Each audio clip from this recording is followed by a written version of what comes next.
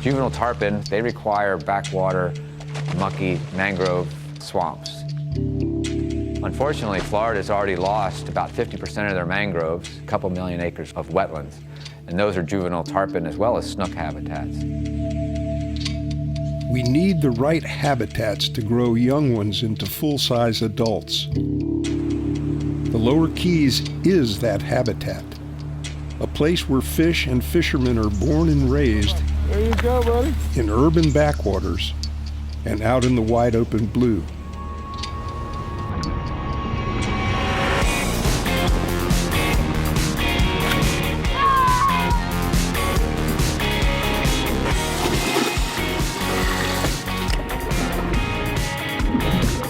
There we go.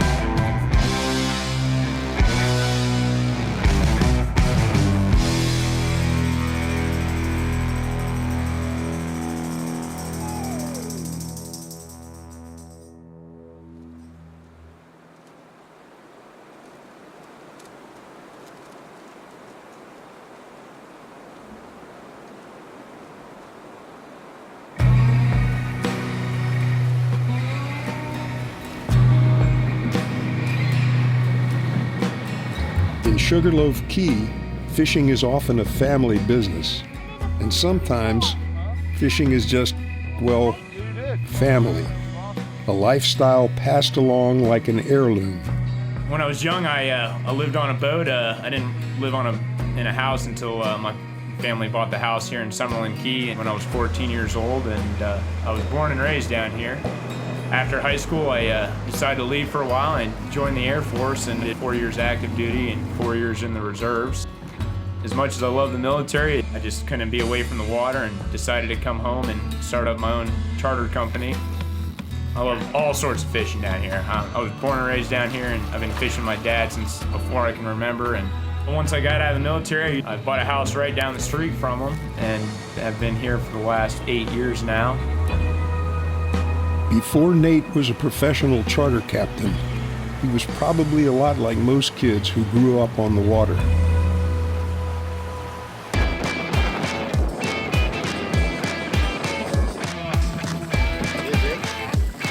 Based on Sugarloaf Key, Captain Bear Holman has been guiding in the Florida Keys all his adult life. He's a fishy fella who's as fun and open-hearted as anyone you'll come across. 5-year-old Bannon is Bear's cub. Oh no. That's all he wants to do every single day. He's like, let's go catch a barracuda, let's go catch a snapper, let's go fish on the dock. Him living in the Florida Keys and being able to go do those things is really important in his childhood and will be through the rest of his life. What's your favorite part about fishing with Bear? That I get together and hugs anytime I want. Yeah, you get to give him hugs. Mm-hmm. And kisses. Hugs and kisses.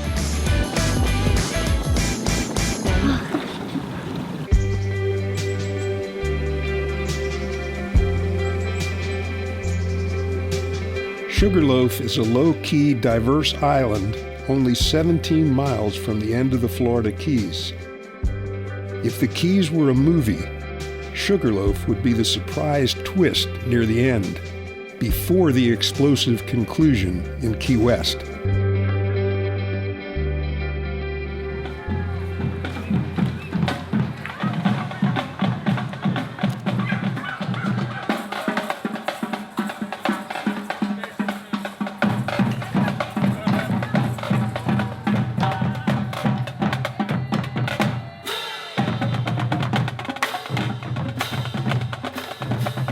This kind of Technicolor parade is pretty standard for the Lower Keys, but it's not the only parade in town.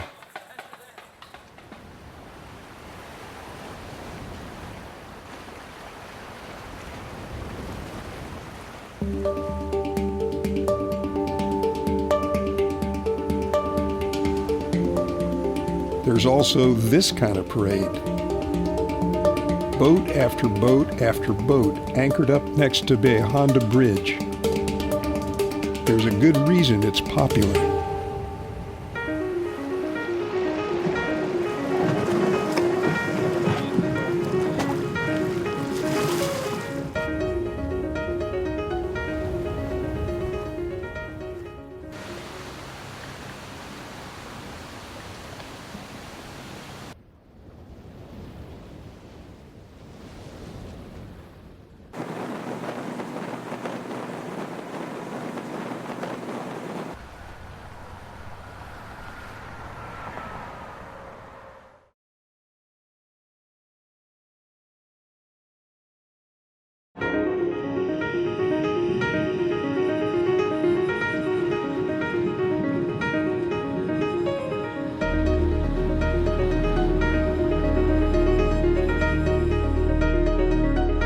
Launching from the Honda boat ramp on Big Pine Key, Nate heads to the deep.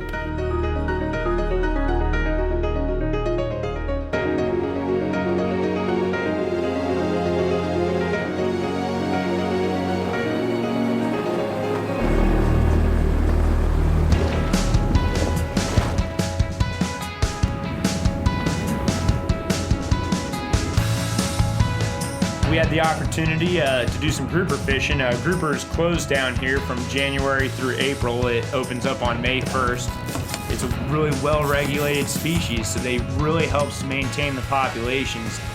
There's a black grouper, very nice one too, probably about a 12-pounder I'd say.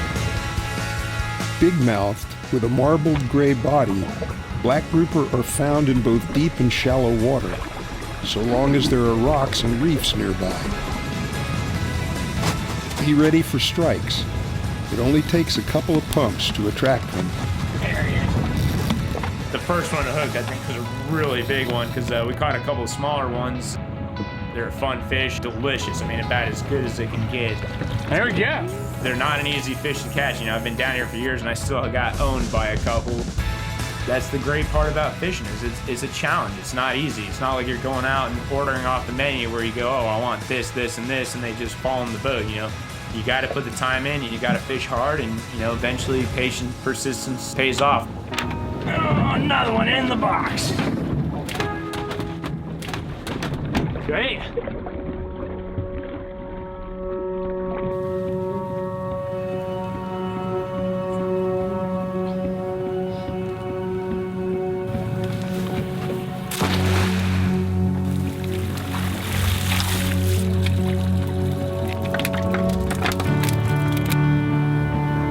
It was really windy tarpon fishing early in the week, but we finally got some really good calm weather, and I heard the big fish was caught out deep, so we rolled out to the deep and ran about 30 miles offshore. And pretty much I specialize in run and gun style fishing, where, you know, really you just cover a lot of ground and you fish, you know, looking for anything that you can find out there, you know, floating debris, birds. Oh, looks like we got a little current here. We're in 580 feet. Looking for a big dolphin or a marlin or anything. That's what I love about fishing out here. You just never know what's gonna happen.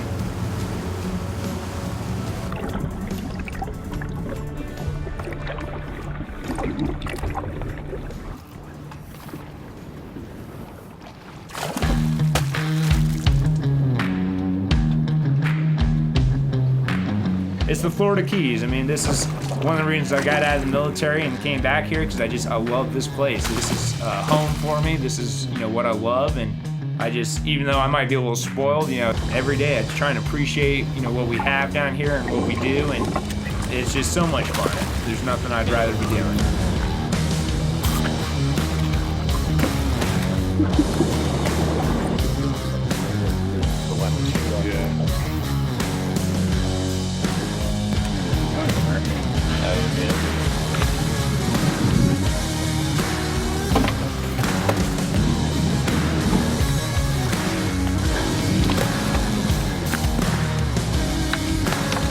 Bye, little guy. Grow big.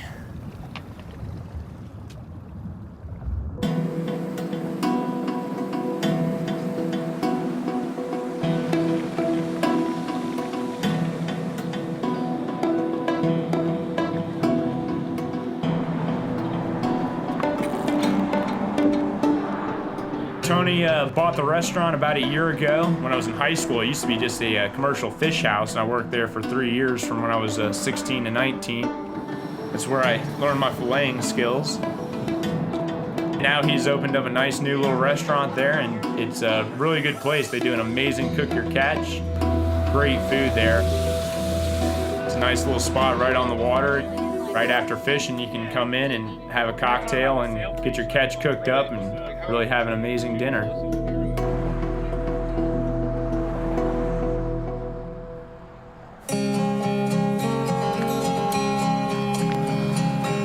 The Holman family opts for a more relaxed fishing outing, a trip to a local urban backwater.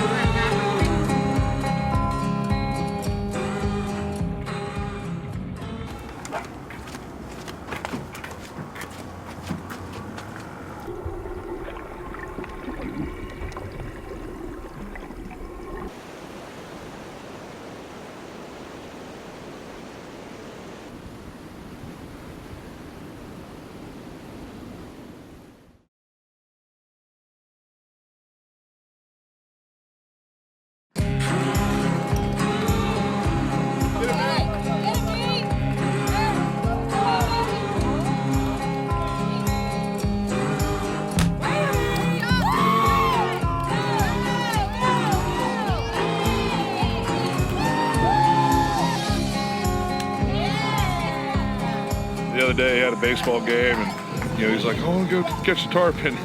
Oh man, how are we gonna go catch tarpon? And I was like, "All right, cool. We'll just fish a couple of ditches in Key West and catch some little micro. They're tarpon this big."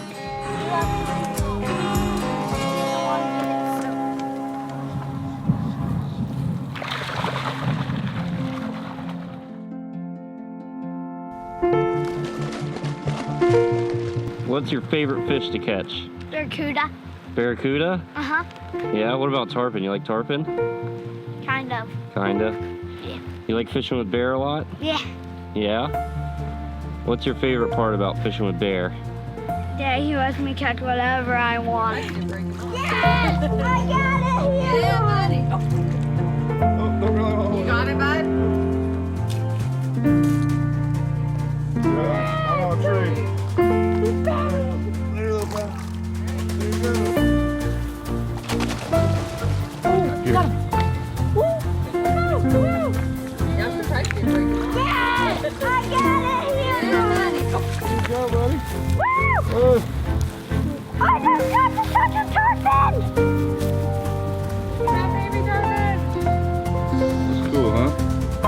It's easy to cast aside entry-level spots like this. No trolling, no deep dropping, no boat running at full sprint. But urban backwaters are essential to keeping the tarpon population strong. Juvenile tarpon, and I'm talking about fish that are 2, 3, 4, 5, 6 inches, they require backwater, mucky mangrove swamps. If it's full of mosquitoes and it stinks, and you sink up to your waist in mud, that's perfect for juvenile tarpon. Unfortunately, Florida's already lost about 50% of their mangroves since pre-development times, a couple million acres of wetlands, and those are juvenile tarpon as well as snook habitats. So we embarked upon a study working with guides and anglers to identify juvenile tarpon habitats throughout the state. We developed a map from that. We're sharing that map with FWC, Florida Fish and Wildlife Conservation Commission, so we can start working with them to prioritize these juvenile habitats for protection and others for restoration. The maximum tarpon population size is going to depend on how much nursery habitat is available. This is critically important for the future of the fishery.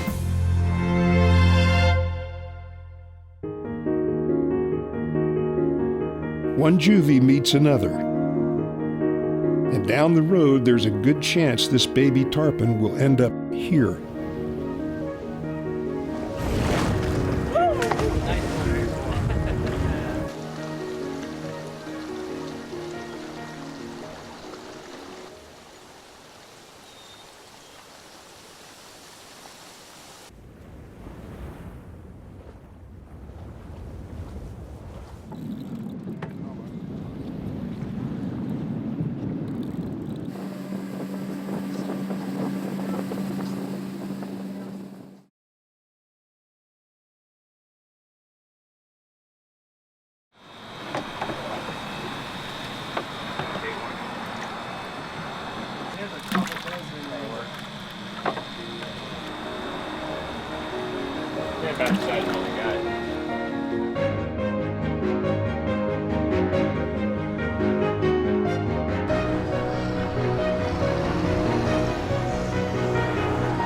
There's a reason all these boats are anchored up here.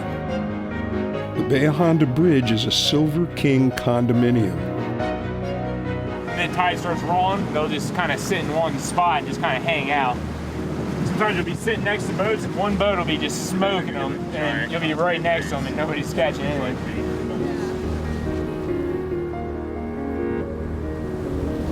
Tarpon fishing is always a great alternative if you want to, fight a big fish but don't really want to battle the high seas. It was way too rough to fish offshore. The Florida Keys has always been known for its tarpon fishing, and it's great because it's really well protected. It's all catch and release, which keeps the fishery great. It maintains it, and it's an amazing fishery down here. I've fished with a lot of guys that have fished all over the world, and they all say it's just you can't beat the tarpon fishery down here. I mean, you're not fishing in brown water rivers. You can go out fishing in nice, clear water and actually see the fish. I mean, that's one of the great things about it is just it's so visual. You can see them rolling, you can see them in the water, sometimes very far off, and you can be like, oh man, here they come, and all of a sudden a big string comes through, and it's really amazing. I mean, like I said, I've fished guys that have fished all over the world for them, and just they always come back here. This is just their favorite spot.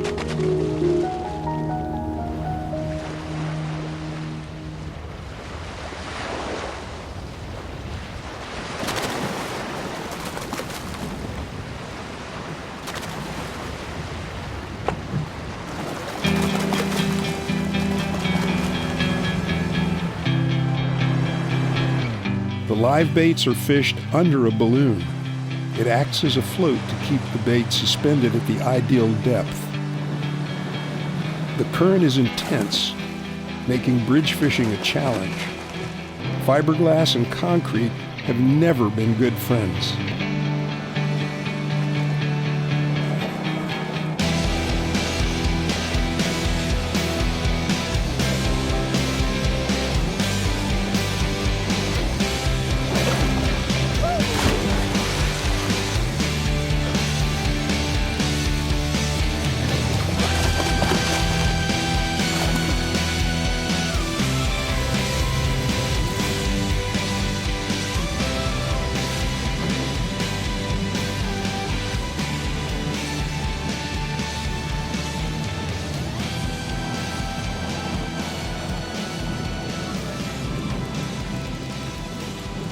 Yeah, I mean, he's down right now. I mean, you're good, you can leave it in neutral. Definitely a marathon, not a sprint. There's no such thing as rushing a tarpon.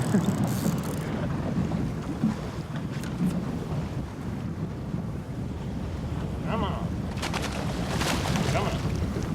Oh, there he goes. No. Whew. Good enough.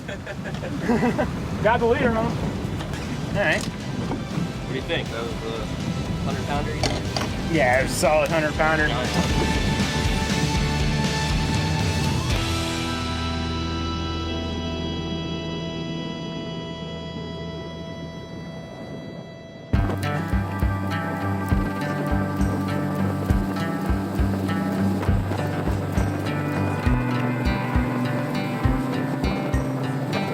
When I was 6 years old, I remember just catching snappers and sharks off the dock, and for a little kid, it's just, it's so amazing. It's one of those things that reminds me, when I'll have a trip, I'll have a kid on the boat, and he'll catch a little shark, and it's just the most amazing thing that he could have ever done, and it really lights me up again. Like, okay, yeah, that's cool. I mean, maybe it might not be so cool for me anymore, but I really enjoy seeing other people catch fish. My son Bannon is infatuated with fishing. The things he wants to go catch aren't easy to catch. He has the ability at 5 to sit in the boat and has the patience of trying to do it all day long. I think I'm really lucky and blessed to be able to take my kid out and experience what I get to see all the time.